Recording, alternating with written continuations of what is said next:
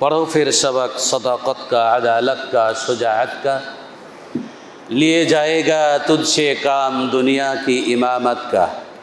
सत्यनाय বাহাদুরের দীক্ষা তুমি নাওয়াবার, তোমার শিরে আসবে পুনঃ ভূমণ্ডলের শাসনভার। সম্মানিত মুসাল্লিন কিরাম, প্রশংসা মাত্রই সেই মহামহিয়ান গরিয়ান রব্বুল আলামিনের জন্য,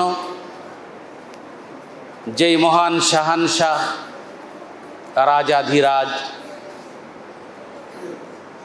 সর্বময় ক্ষমতার অধিকারী আমাদেরকে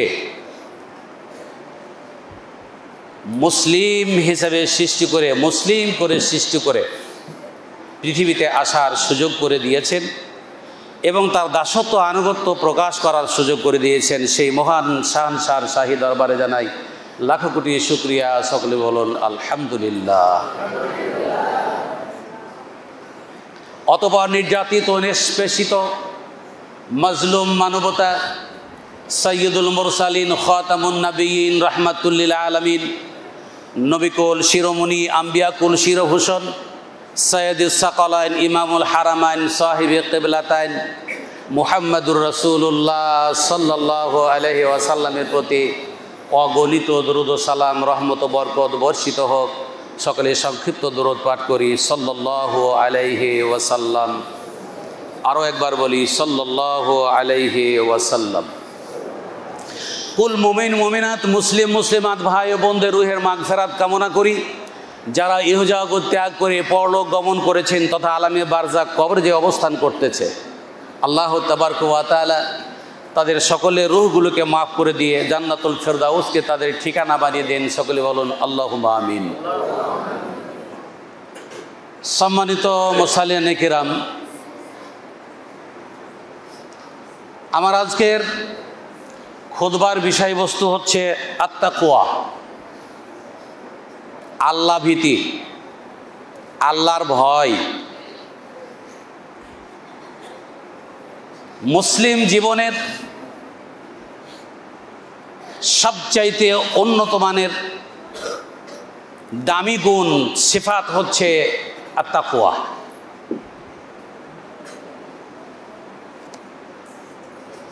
তাকওয়া হচ্ছে সাফল্যের চাবিকাঠি। যার মধ্যে তাকওয়া আছে বুঝতে হবে সে সফলতার দ্বারে পৌঁছে গেছে। আর যার মধ্যে তাকওয়া নাই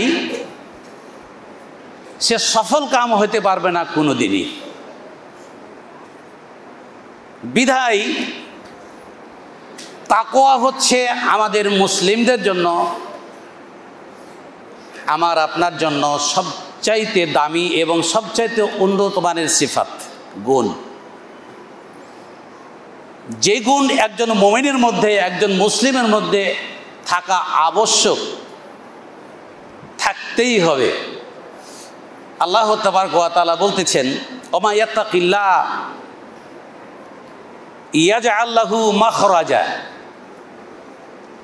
যারা আল্লাহকে ভয় করে, আল্লাহ ভীতি যাদের মধ্যে আছে, তাকওয়া যাদের মধ্যে আছে, তাদের জন্য আল্লাহ যে সমস্ত আপদ বিপদ মুসিবত বালা আছে তার থেকে বের হওয়ার একটা পথ করে দেন। আর যদি তাকওয়া না থাকে, আল্লাহ এই বিপদ থেকে বের হওয়ার জন্য আপনার আমার জন্য পথ করে দিবেন না। শুধু তাই নয়, ওয়ারযুকুহু মিন হাইসু লা ইয়াহতাসিব।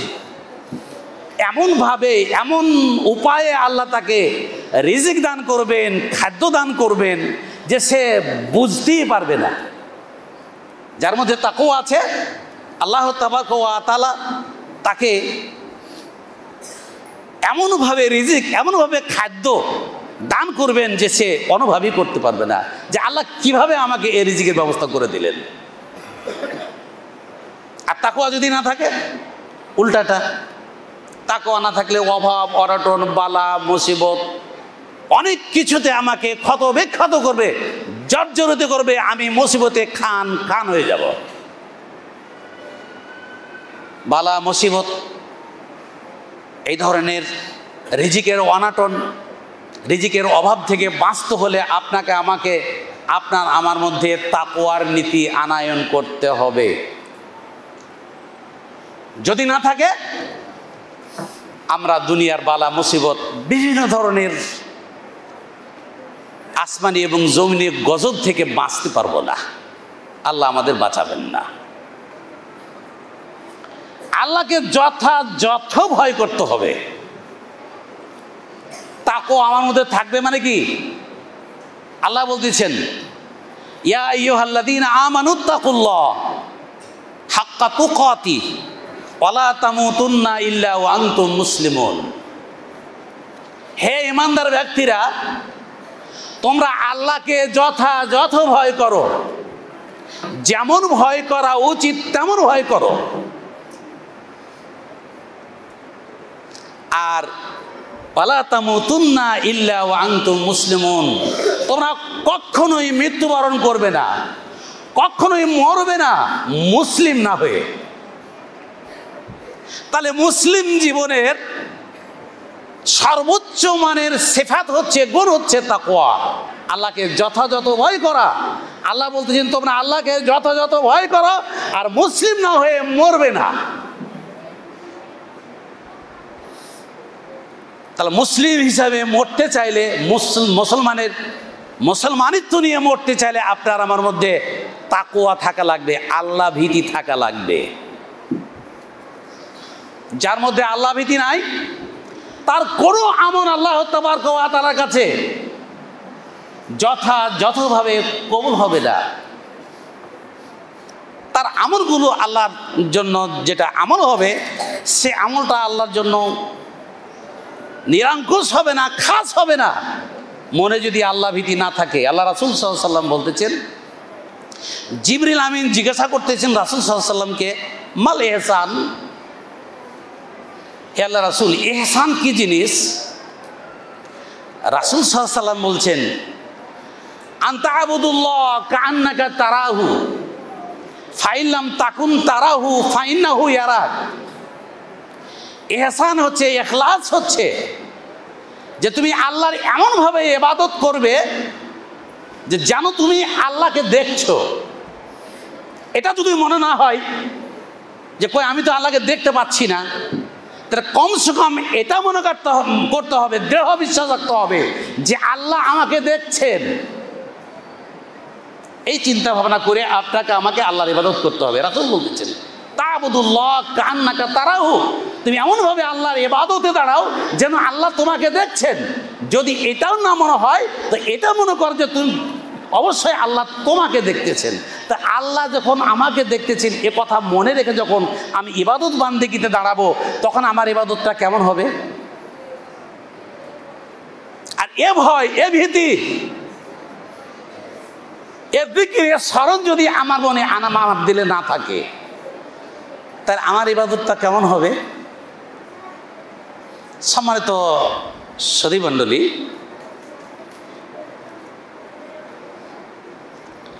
একজনের ফাঁসির অর্ডার হয়েছে, তাকে ফাঁসির দেওয়ার আগে একটু সময় দেওয়া হয়েছে যে তোমার মনের কামনা বাসনা কি এটা তুমি বলো। সে বলতেছে ঠিক আছে, আমার মনের কামনা বাসনা, আমার তো শেষ সময়, তাহলে 2 রাকাত সালাত আদায় করার সুযোগ দিতে হবে। সে বলেন দেখি, 2 রাকাত সালাত আদায় করার পরে তার ফাঁসি হবে, এ কথাটা তার মনে আছে, জাগরুক আছে, তাহলে তার সালাতটা কেমন হবে বলেন তো? আর এরকম কথা যার মনে নাই, এ কথা যার স্মরণ নাই, তার সালাতটা কেমন হবে? আল্লাহর পথের মুজাহিদ যারা যুদ্ধ করার জন্য গিয়েছে, ফজরের সালাতের পরে যুদ্ধে চলে যেতে হবে, তার রাত্রে যে তাহাজ্জুদের সালাতটা তার কেমন হবে? তার মনে এটা হবে যে নিশ্চয় আমি যুদ্ধের ময়দানে যাব, আমার মরণ বাঁচা উভয়টার সম্ভাবনা আছে, হতে পারে যুদ্ধের ময়দান থেকে আর ফিরে আসবো না। আল্লাহ তাবারক ওয়া তাআলাকে যখন ডাকবেন, আল্লাহর স্মরণে যখন দাঁড়াবেন, তখন তার ইবাদত বান্দিটা কেমন হবে? চোখের পানিতে বুক ভেসে যাবে। এটা মনে হবে যে রব্বুল আলামিন, এটা আমার শেষ সালাত, এই সালাতের পরে আর কোনো সালাত আমার হয়তো হবে না। ফজরের সালাতে যখন দাঁড়াবে তখন তার বন্দী এই কথাটাই মনে হবে যে রব্বুল আলামিন, এই ফজরের সালাতটা আমার শেষ সালাত, এরপর আর কোনো সালাত আমার হয়তো জীবনে আসবে না। তার সালাতটা কেমন হবে? আর এই মন মানসিকতা যার নেই, এই চিন্তা ভাবনা যার নেই, একটা সাধারণ মানুষ সালাতে দাঁড়ালো, অনেক সময়তে আমাদের কাছে কথা আছে যে হুজুর সালাতে দাঁড়ায় তো মনে হয় যে কোথায় যাই, সালাতে মনেই থাকে না, সালাতে কি করতেছি কি বলতেছি কিছু মনেই হয় না। যারা দোকানদার তারা মনে করে যে আমার সালাতটা মনে হচ্ছে যে গোটা সালাতটাই মনে হচ্ছে আমি দোকানের মধ্যেই আছি, দোকানের হিসাব নিকাশ করতেছি, দোকানের আয় ব্যয়ের দিক দেখতেছি, ইত্যাদি ইত্যাদি। যারা কৃষিকাজে আছে কৃষিকাজের চিন্তা ভাবনা ইত্যাদি ইত্যাদি, যে যে কাজে আছে সালাতে দাঁড়িয়ে চলে যায় সে কাজে। সম্মানিত সুধী মণ্ডলী, তো আল্লাহ ভীতি যার মধ্যে আছে, আল্লাহর ভয় যার মনে আছে, তার সালাতটা, তার ইবাদত, তার বান্দিগি, তার সব কিছু ঠিক এরকমই হবে। তার দ্বারাতে অবৈধ কাজ হওয়ার সম্ভাবনা খুব কম থাকবে। সম্মানিত সুধী মণ্ডলী, আল্লাহর ভয় যার মধ্যে নাই, তার দ্বারাতে গুনাহ হওয়া স্বাভাবিক। যে কোনো সময় যে কোনো মুহূর্তে তার দ্বারাতে অপকর্ম হওয়া স্বাভাবিক হতে পারে। আর এটা যদি হয় তাহলে দেখা যাবে আমার এই গুনাহের দ্বারাতে আমার যে কলব, এই কলবের মধ্যে দাগ পড়বে, একটা করে পড়তে পড়তে পড়তে পুরা কলবটাকে ঘেরে নিবে। তখন আমি ভালো মন্দ অনুধাবন করার শক্তি আমার থাকবে না। এই কথাটি আল্লাহ বলেছেন, খতামাল্লাহু আলা কুলুবিহিম, আল্লাহ তাদের দিলে মোহর মেরে দিয়েছেন।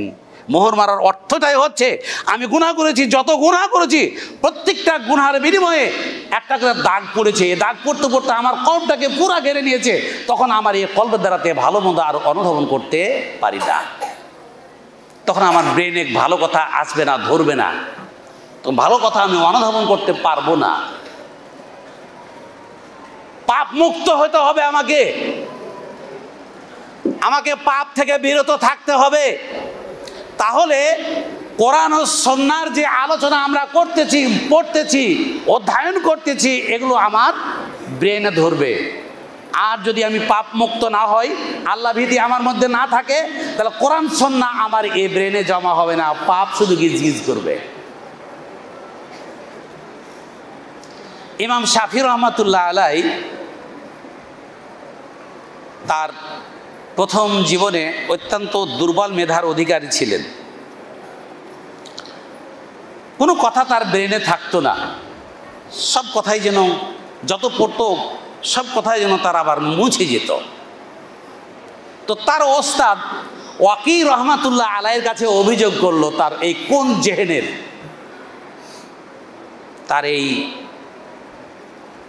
কি বলে যে আপনার ব্রেন, দুর্বল ব্রেনের অভিযোগ করলো যে হুজুর আমি এত বেশি পড়ি, এত বেশি মোতালা করি, এত বেশি অধ্যয়ন করি, রাত জেগে জেগে জাদ্দু জিহাদ করি কিতাবের ওপর, কিন্তু কোনো কথা আমার ব্রেনে থাকে না, আমি কি করবো, আমাকে একটু উপদেশ দিন তো।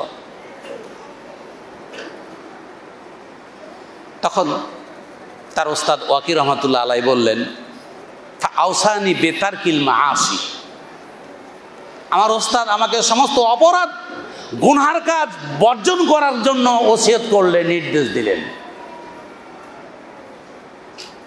তোমার এই ব্রেন যদি খুলে নিতে চাও আল্লাহর কাছে, গুনহার কাজ থেকে বিরত থাকো, মন্দ কাজ থেকে বিরত থাকো, অন্যায় অশালীন কাজ থেকে বিরত থাকো। না হলে তোমার ব্রেনে কোনো কথা, কোনো কোরআন ও সুন্নাহর কোনো অংশ থাকবে না। ফাইনাল ইলমা নূরুম মিন নূরি ইলাহি ওয়া নূরুল্লাহি লা ইয়াজতামিউ মাল আসি। ইলম হচ্ছে আল্লাহ তাবারক ওয়া তাআলার পক্ষ থেকে একটা নূর, আর এই নূর যার নাফরমান, যারা গুনাহগার, যারা অবৈধ কাজের সাথে জড়িত, তাদের ব্রেনে কোনোদিন একত্রিত হতে পারে না। সেহেতু খাস করে আমরা ছাত্র ভাই যারা আছি, তাদের কথাটা স্মরণ রাখতে হবে। তোমার আমার দ্বারাতে যদি কোনো অবৈধ কাজ হয়, তাহলে এই অবৈধ কাজ তোমাকে বর্জন করতে হবে। অবৈধ কাজ বর্জন না করা পর্যন্ত তুমি কোরআন ও সুন্নাহকে অনুধাবন করতেই পারবে না, ধরে রাখতে পারবে না, তোমার ব্রেনে কোনো কথা থাকবে না।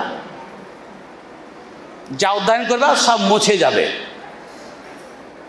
পরবর্তীতে দেখা গেল ইমাম শাফিঈ রহমাতুল্লাহ আলাইহি আল্লাহ ভীতি আনায়ন করলেন, আল্লাহর ভয় আনলেন এবং তাকওয়ার নীতি অবলম্বন করলেন। আস্তে আস্তে আল্লাহ তাবারক ওয়া তাআলা তার ব্রেনকে খুলে দিলেন।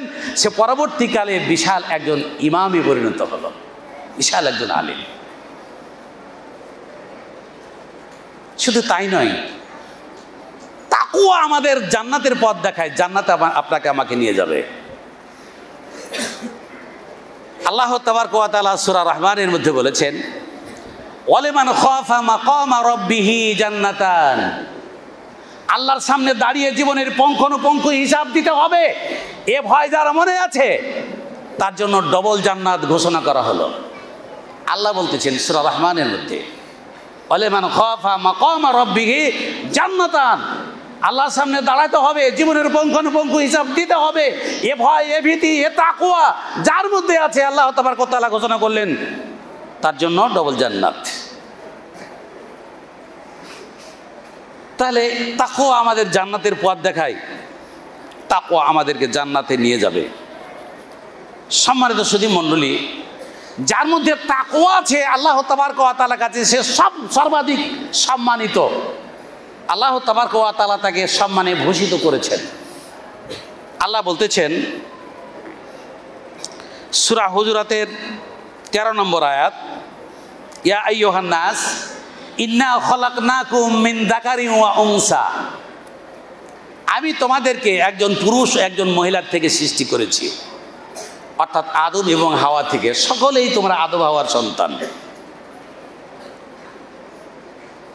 ওয়াজআলনাকুম শুউবান ওয়া ক্বাবাইলা,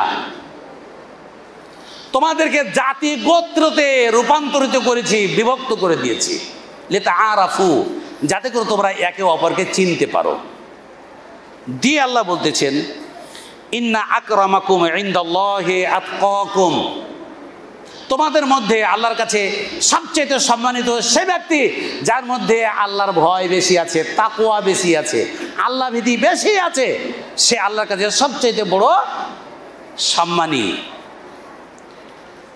সম্মানিত সুধী মণ্ডলী, আমি কিছু হাদিস নোট করেছি, কয়েকটা হাদিস আপনাদের সামনে বলবো। আল্লাহ রাসূল সাল্লাল্লাহু আলাইহি সাল্লাম সাহাবায়ে কেরাম রিদওয়ানুল্লাহি তাআলা আলাইহিমদেরকে এই জন্যই বেশি বেশি তাকওয়ার ওসিয়ত করতেন, নসিহত করতেন, নির্দেশ দিতেন। হযরত মুআয বিন জাবাল রাদিয়াল্লাহু তাআলা আনহু থেকে বর্ণিত, তিনি বলেন, লাম্মা বাআতাহু রাসূলুল্লাহ সাল্লাল্লাহু আলাইহি সাল্লাম ইলাল ইয়ামান খরাজা মাহু রাসূলুল্লাহ সাল্লাল্লাহু আলাইহি সাল্লাম ইউসিহি। রাসূল সাল্লাল্লাহু আলাইহি সাল্লাম তার সাথে বের হলেন, হাঁটতে লাগলেন তাকে কিছু উপদেশ দেওয়ার জন্য। মুআয রাকিবুন ওয়া রাসূল সাল্লাল্লাহু আলাইহি সাল্লাম ইয়ামশি তাহতা রাহিলাতিহি। মুআয সোয়ার হয়ে আছেন, ঘোড়ায় আরোহণ করে আছেন, আর রাসূল সাল্লাল্লাহু আলাইহি সাল্লাম তার পাশে পাশে হাঁটতেছেন আর নসিহত করতেছেন, চলতেছেন। রাসূল সাল্লাল্লাহু আলাইহি সাল্লাম শেষে বললেন, ইয়া মুআয ইন্নাকা আসা আল্লাহ তালকানি বাদা আমি হাদা। সম্ভবত তুমি এবছর পরে আমার সাথে তোমার আর মুলাকাত হবে না, আমার সাথে তোমার দেখা হবে না। তুমি যখন আসবে মদিনায়, লাআল্লাকা আন তামুররা বিমাসজিদি আও কবরি, তুমি যখন মদিনায় আসবে তখন আমার মসজিদের সামনে দিয়ে অতিক্রম করবে অথবা আমার কবরের সামনে দিয়ে অতিক্রম করবে তুমি। মুআয রাদিয়াল্লাহু তাআলা আনহু রাসূল সাল্লাল্লাহু আলাইহি সাল্লামের এই বিচ্ছেদে ডুকরে ডুকরে কাঁদলেন। বাকা মুআয জাশআন লিফিরাকি রাসূলিল্লাহ সাল্লাল্লাহু আলাইহি সাল্লাম। রাসূল সাল্লাল্লাহু আলাইহি সাল্লামের এই বিচ্ছেদে মুআয রাদিয়াল্লাহু তাআলা আনহু খুব মেয়া করে কাঁদলেন, একবারে আরে ডুকরে ডুকরে কাঁদলেন। তারপর মদিনার দিকে ঘুরে দেখলেন, দেখে চলতে আছেন। রাসূল সাল্লাল্লাহু আলাইহি সাল্লাম বলতেছেন, ফাকালা ইন্না আওলা নাসি বি আল মুত্তাকুন মান কানু ওয়া হাইসু কানু, আমার সবচেয়ে নিকটবর্তী হবে ওই সমস্ত লোকেরা যাদের মধ্যে আল্লাহ ভীতি আছে, সে যেই হোক আর যেখানেই থাক, সে যেই হোক আর যেখানেই থাক, যার মধ্যে আল্লাহ ভীতি আছে সে ব্যক্তি আমার সবচেয়ে নিকটবর্তী হবে। মুআজ কাঁদিও না, আল্লাহর ভয় মনে জাগরুক রাখো, মনে জীবিত রাখো, সঞ্চার করে রাখো, তুমি আমার নিকটে হবে। সম্মানিত সুধীমণ্ডলী, হযরত ইরবাদ বিন সারিয়া রাদিয়াল্লাহু তাআলা আনহু থেকে বর্ণিত, সাল্লা বিনা রাসূলুল্লাহ সাল্লাল্লাহু আলাইহি সাল্লাম যাতা ইয়াউমিন, রাসূল সাল্লাল্লাহু আলাইহি সাল্লাম একদিন আমাদের নিয়ে সালাত আদায় করলেন। সুম্মা আকবালা আলাইনা বিওয়াজিহিহি, তারপরে তিনি আমাদের দিকে ঘুরে বসলেন, সালাত শেষ করে আমাদের দিকে ঘুরে বসলেন। ফাওয়াদানা মাউইদাতান বালিগা, আমাদের হৃদয় স্পর্শ নসিহত করলেন, ওসিয়ত করলেন। দারাফাত মিনহাল ওয়ুন ওয়া ওয়াজলাত মিনহাল কুলুব, যে নসিহত, যে ওসিয়তের দ্বারাতে আমাদের চক্ষু কিংবা অশ্রু প্রবাহিত করলো এবং আমাদের দিল ভয়ে ভীতু সন্ত্রস্ত হলো, এরকম ওসিয়ত, এরকম নসিহত করলেন আমাদের। তো ফাকালা কায়লুন ইয়া রাসূলুল্লাহ, একজন বললেন, হে আল্লাহ রাসূল, কান্না হাদিহি মাউইদাতু মুআদ্দাইন, মনে হচ্ছে এটা আপনার বিদায়ী ভাষণ, মনে হচ্ছে এটা আপনার বিদায়ী ভাষণ, এটা আপনার শেষ ভাষণ। এটা যদি হয় ফাআউসিনা, আরো কিছু নসিহত আমাদের করেন, আরো কিছু আমরা শুনি। তখন রাসূল সাল্লাল্লাহু আলাইহি ওয়াসাল্লাম বললেন, উসিকুম বিতাকওয়াল্লাহ ওয়াস-সামঈ ওয়াত-তাআতি ওয়া ইন কানা আবদান হাবাশিয়ান, আমি তোমাদেরকে আল্লাহ ভীতির ওসিয়ত করতেছি। কিসের ওসিয়ত? আল্লাহ ভীতির, আল্লাহর ভয়ের নসিহত করতেছি এবং শোনা এবং আনুগত্যের নসিহত করতেছি। তোমাদের আমিরের কথা শুনবে এবং আনুগত্য করবে, যদিও সে একজন হাবশী গোলাম হয়, একজন কৃষ্ণাঙ্গ কালো চুকচুকে একজন গোলামও যদি তোমাদের আমির হয়, তারপরও তার কথা শুনবে এবং মেনে চলবে। ফাইন্নাহু মা ইয়াইসু মিনকুম বাদি, আমার পরে যারা বেঁচে থাকবে, ফাসায়ারা ইখতিলাফান কাসীরা, তারা অনেক মতানক্য দেখবে। ফাআলাইকুম বিসুন্নতি ওয়া সুন্নাতিল খুলাফায়ে রাশিদিন আল মাহদিয়িন, তখন তোমরা শক্ত করে ধারণ করবে আমার সুন্নাত এবং হেদায়েত প্রাপ্ত খোলাফায়ে রাশিদিনদের সুন্নাত।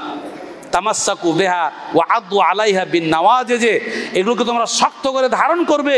ওয়া ইয়াকুম ওয়াল মুহদাসাতিল উমুর, আর বেদাত থেকে বেঁচে থাকবে।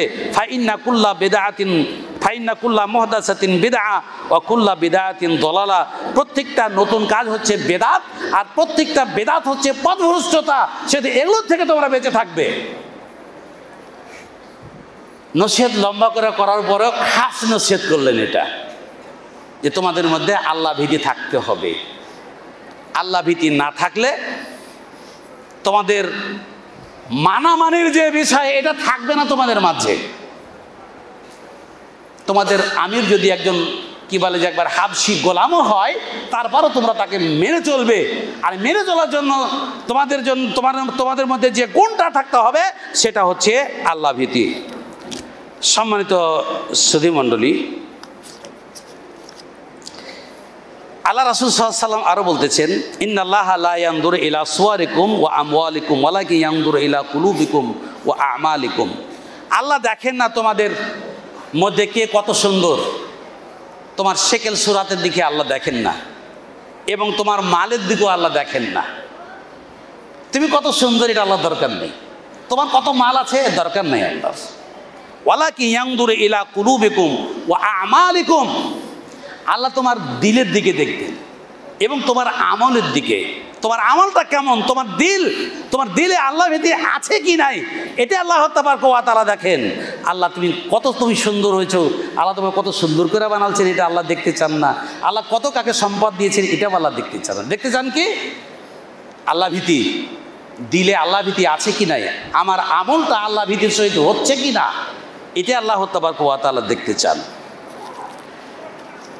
সম্মানিত সুধী মণ্ডলী, হযরত আবু উমামা রাদিয়াল্লাহু তাআলা আনহু বলেন, সামি'তু রাসূলুল্লাহ সাল্লাল্লাহু আলাইহি সাল্লাম ইয়াখতুবু ফি হাজ্জাতিল বাদা। আমি রাসূল সাল্লাল্লাহু আলাইহি সাল্লামের কাছে শুনেছি, তার খুতবাই শুনেছি হাজ্জাতুল বাদার, বিদায়ী ভাষণের খুতবাই। বিদায়ী ভাষণে আমি শুনেছি যে হজটা রাসূল সাল্লাল্লাহু আলাইহি সাল্লাম শেষ হজ করেছেন, সে হজ একটা ভাষণ দিয়েছেন, সে ভাষণে শুনেছি রাসূল সাল্লাল্লাহু আলাইহি সাল্লাম বলতেছেন, ইত্তাকু রাব্বাকুম, তোমরা তোমাদের রবকে ভয় করো, আল্লাহ ভীতি তোমাদের মধ্যে আনায়ন করো।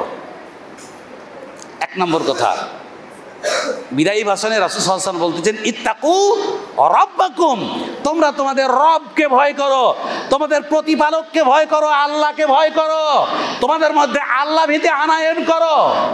আল্লাহ ভীতি আসা তোমাদের জন্য আবশ্যক। ওয়াসাল্লু খামসাকুম, দিন রাত্রে 5 ওয়াক্ত সালাত তোমরা আদায় করবে। 2, 3 ওয়াসুমু শাহরাকুম, রমজান মাসের সিয়াম পালন করবে। ওয়াদু যাকাত আমওয়ালিকুম, এবং তোমাদের মালের যাকাত আদায় করে দিবে। ওয়া আতিউ দা আমরিকুম, এবং তোমাদের আমিরের আনুগত্য করবে। তাদখুলুল জান্নাতা রাব্বিকুম, তাহলে তোমরা তোমাদের রবের জান্নাতে প্রবেশ করতে পারবে। 5টা উপদেশ দিলেন আল্লাহ রাসূল।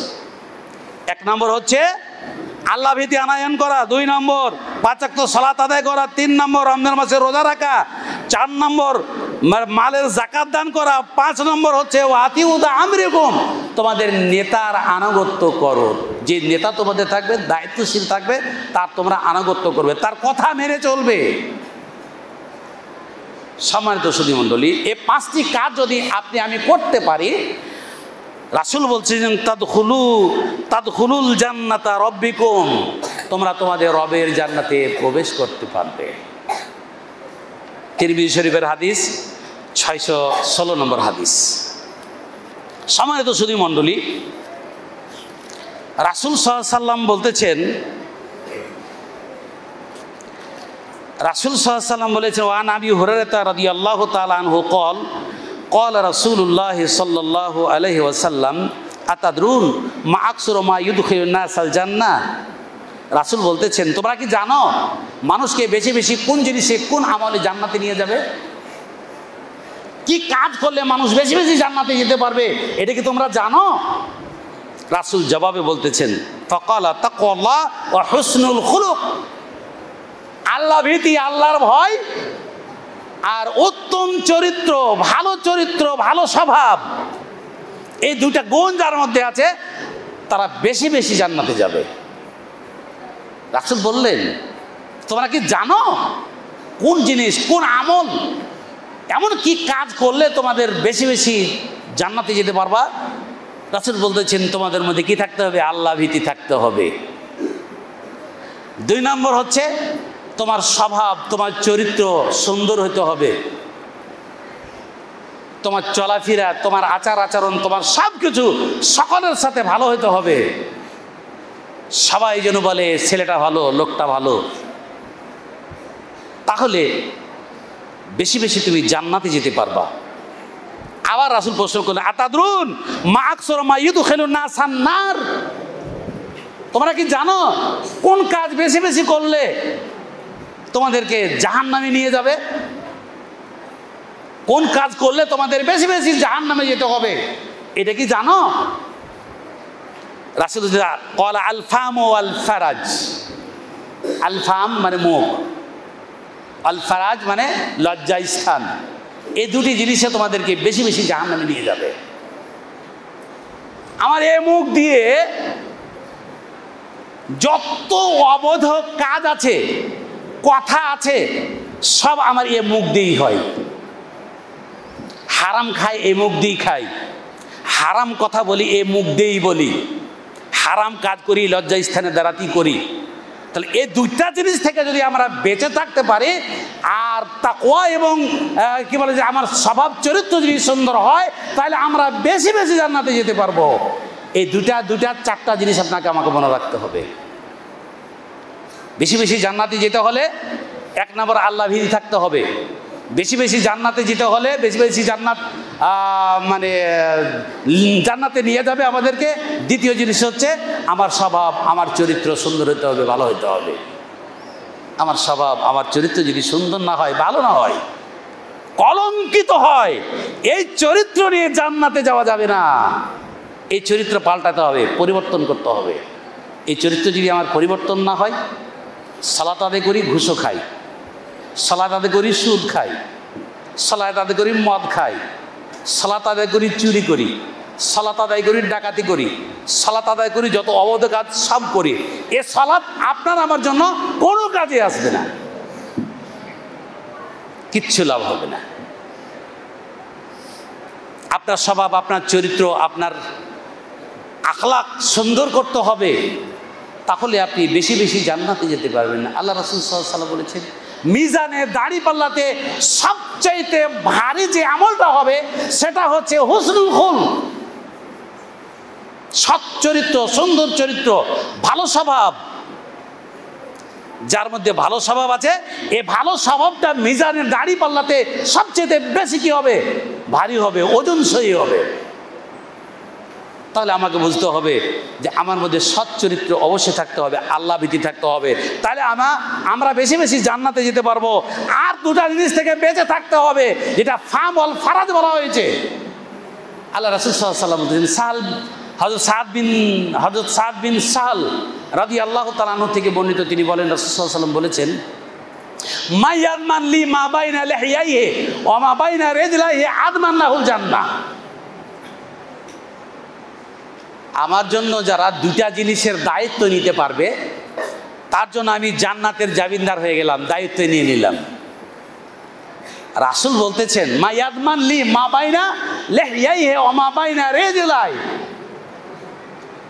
দুই চোয়ালের মধ্যভাগ মুখের যে দায়িত্ব নিতে পারবে, দুই পায়ের মধ্যভাগ লজ্জা স্থানের দায়িত্ব যে নিতে পারবে, তার জন্য আমি জান্নাতের জামিনদার হয়ে গেলাম, জান্নাতের দায়িত্ব আমি নিয়ে নিলাম।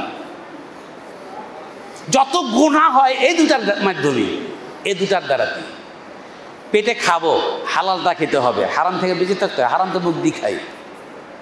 সুদ ঘুষ মদ যত কিছু করি সব এই মুখ দিয়ে করি। অবৈধ কথা বলি, গালি দিই, এই মুখ দিয়েই দিই। ভালো কথা ভালো কাজ এই মুখ দিয়েই হয়। খারাপ কাজ থেকে বেঁচে থাকতে হলে সবসময় ভালো কথা বলতে হবে, ভালো কাজ করতে হবে, তাহলে আমার স্বভাব সুন্দর হবে, আমার আল্লাহ ভীতি আমার মধ্যে থাকবে। আল্লাহ রাসূল সাল্লাল্লাহু আলাইহি ওয়াসাল্লাম বলতেছেন যে হয় বললে ভালো কথা বললো, ফালিয়াকুল খায়রান আউলে ইয়াসমুত আউলে ইয়াসকুত আও কামা ক্বালা নবী সাল্লাল্লাহু আলাইহি ওয়াসাল্লাম।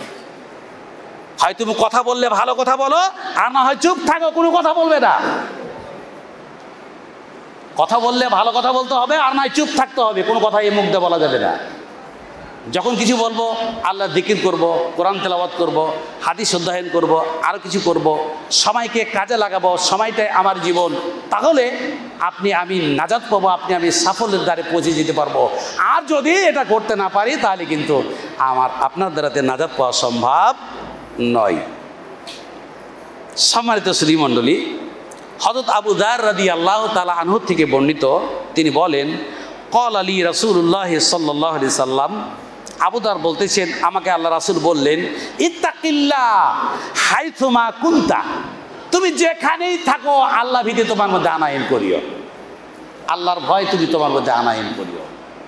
তুমি যেখানে আছো সেখানে আল্লাহ আছেন, আল্লাহর ইলম আছে তোমার কাছে, আল্লাহ তোমাকে দেখতেছেন, পর্যবেক্ষণ করতেছেন, সব আমল তোমার আল্লাহ জানেন।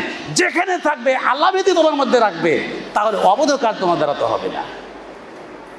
ওয়াতবা সাইয়াতাল হাসানা তামহুহা, তোমার দ্বারাতে কোনো খারাপ কাজ হয়ে গেলে, অবৈধ কাজ হয়ে গেলে, গুনার কাজ হয়ে গেলে, সাথে সাথে একটা নেকির কাজ করে ফেলবে, তাহলে তোমার এই নেকির কাজটা ওই গুনার কাজে মিটাইয়ে দেবে।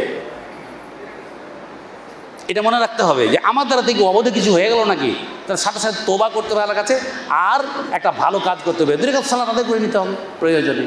তাহলে এই 2 রাকাত সালাত আমি যে আমাদের হাতে খারাপটা হয়েছে, এই খারাপটাকে মুছে দিবে। রাসূল বলতেছেন এটা। কাকে বলতেছেন? আবু দারকে। আবু দারকে বলা মানে কি? দুনিয়ার সমস্ত মানুষকে বলা। আবু দার সেটাকে প্রকাশ করে দিলেন দুনিয়ার সমস্ত মানুষের জন্য এই উপকার। সম্মানিত সুধী মণ্ডলী, আর 2-1টা হাদিস বলে আমি শেষ করছি।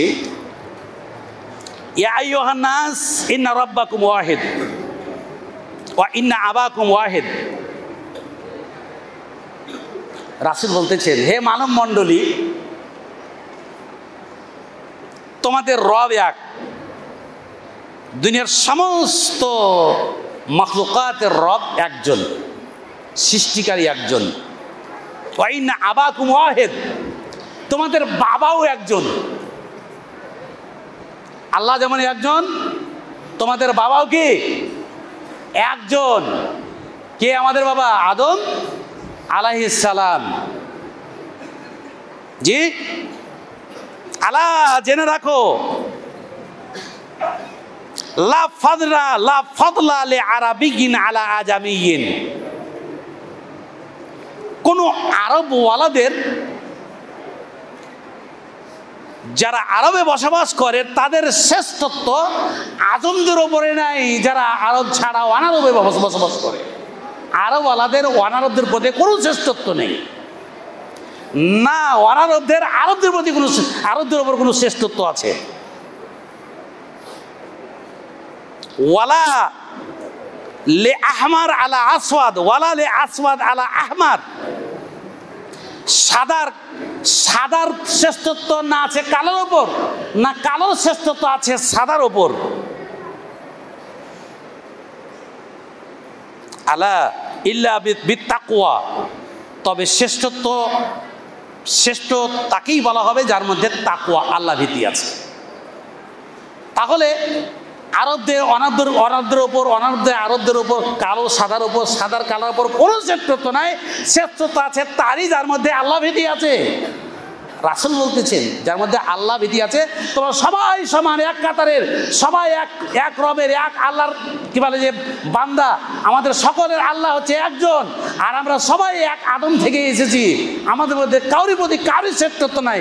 শ্রেষ্ঠত্ব হবে তখন যখন আপনার আমার মধ্যে কি থাকবে? তাকওয়া থাকবে, আল্লাহ ভীতি থাকবে।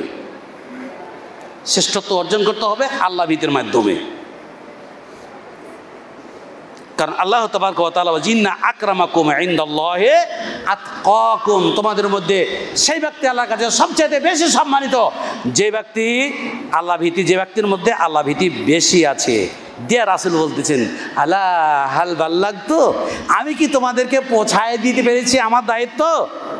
তখন সাহাবীরা বললেন, বালা ইয়া রাসূলুল্লাহ।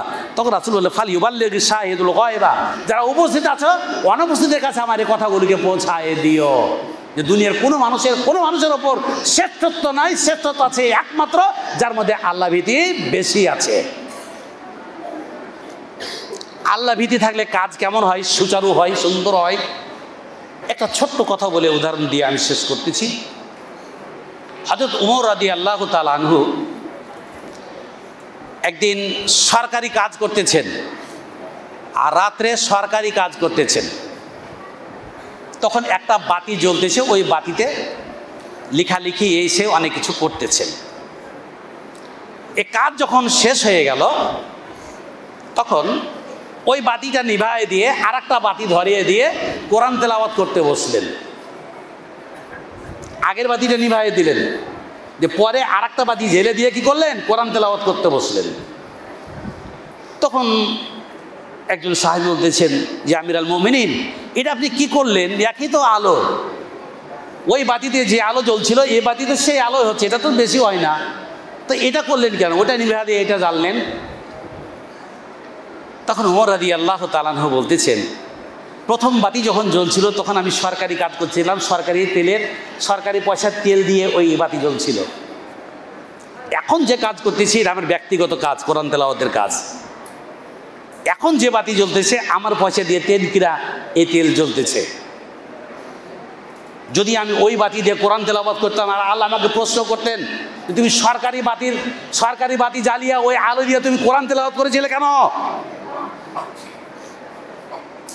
আমার দ্বারা দিয়ে জবাব দেওয়া সম্ভব হতো না, বিধায় আমি সরকারি কাজ করেছি, সরকারি তেল দিয়ে, ব্যক্তিগত কাজ করতেছি ব্যক্তিগত পয়সার এই তেল দিয়ে।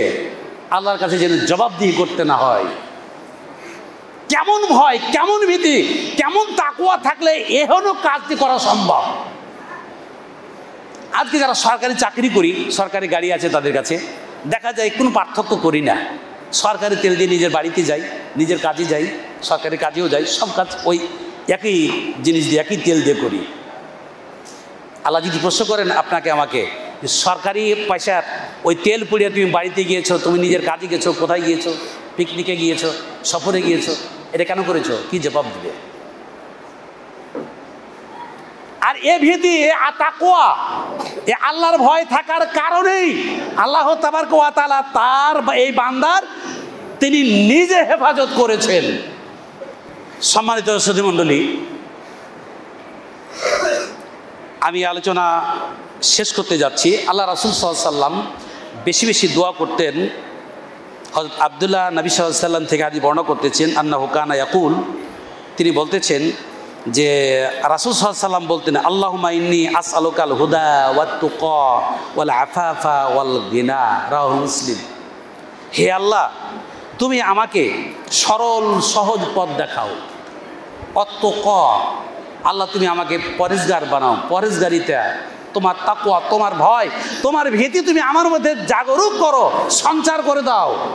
তোমার ভয় থেকে যেন আমি কোনো সময়তে খালি না হই। বলে আফাফা ওয়াল গিনা, আল্লাহ তুমি আমাকে পবিত্র থাকার, গুনাহ থেকে বেঁচে থাকার তৌফিক দান করো। ওয়াল গিনা, অন্যের দিকে মুখাপেক্ষি হওয়া থেকে আল্লাহ তুমি আমাকে বাঁচিয়ে রাখো। এই দোয়া করতেন আল্লাহ রাসূল বেশি বেশি। আল্লাহুম্মা ইন্নী আসআলুকাল হুদা ওয়াত তুকা, আল্লাহ হিদায়াত তুমি আমাকে দাও, আল্লাহ তুমি পরেজগারিতা আমাকে দাও।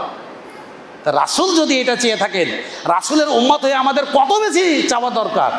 যিনি কি বলে যে সমস্ত গুনাহ থেকে পবিত্র, পাক, যারা আগে পরে সব গুনাহ মাফ, তার দ্বারা তো যদি এরকম দোয়া হয়ে থাকে তা আমাদের কেমন করা উচিত?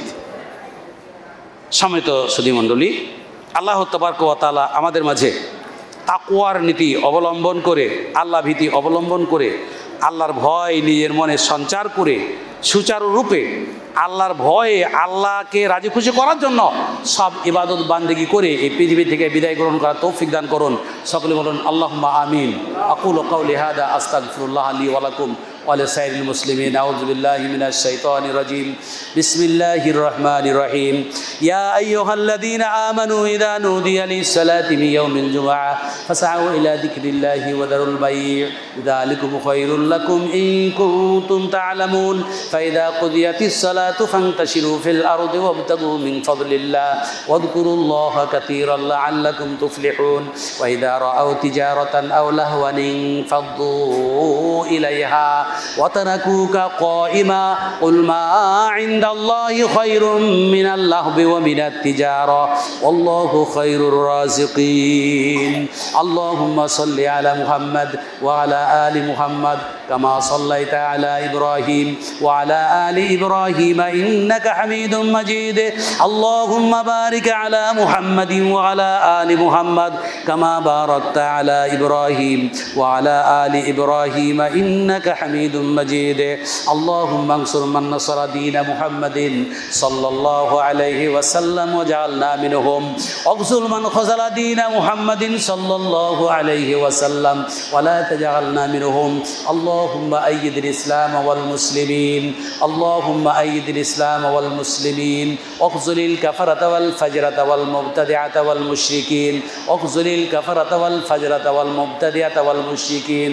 اللهم إنا نجعلك في نهورهم ونعوذ بك من شرورهم.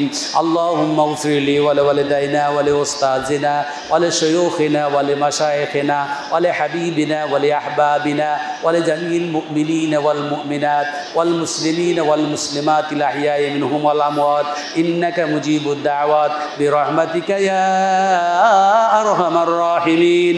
سبحان ربك رب العزة عما يصفون وسلام على المرسلين.